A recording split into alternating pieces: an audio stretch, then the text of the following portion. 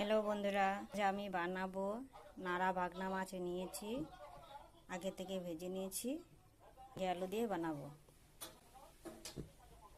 মাছটা পরিমাণ মতো তেল দিয়ে দিলাম, কাঁচা লঙ্কা, পেঁয়াজ কুচি, পেঁয়াজটা ভেজে নিয়েছি।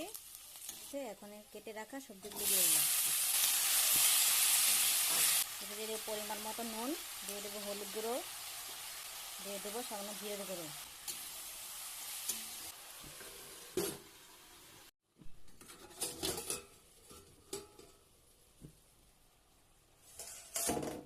সবজিটা সিদ্ধ হয়ে গেছে, এখন এর মধ্যে মাছগুলি দিয়ে দেবো, ভেজে রাখা মাছ দিয়ে দিলাম, আবার ডাকনা দিয়ে দেবো।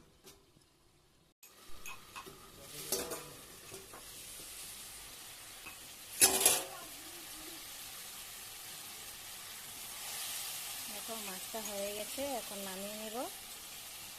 দেখো বন্ধুরা, মাছটা বানিয়ে নিয়েছি, কেমন হয়েছে বলবে, লাইক করবে, শেয়ার করবে, কমেন্ট করবে।